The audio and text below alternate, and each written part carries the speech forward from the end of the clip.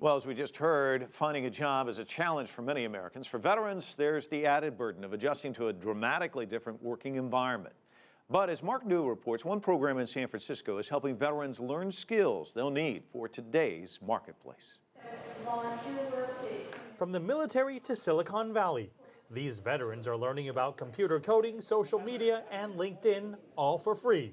Silicon Valley insider Catherine Webster came up with the idea for Vets in Tech.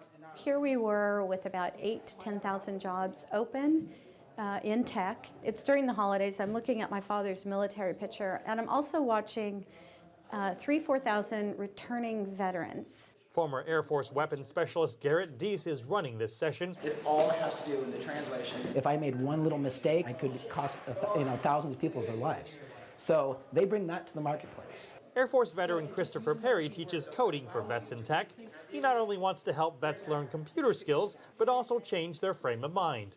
You cannot fail. Here is your mission. You will do this. Tech is the absolute reverse.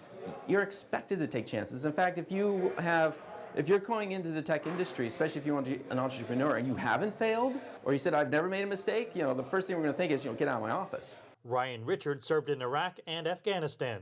Failure is not an option when you're in the military. And here?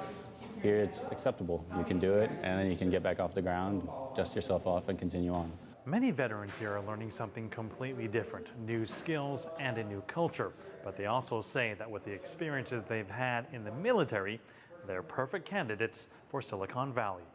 Any veteran that's served overseas has more startup experience than anyone that's been in a startup over here, because over there we start from scratch.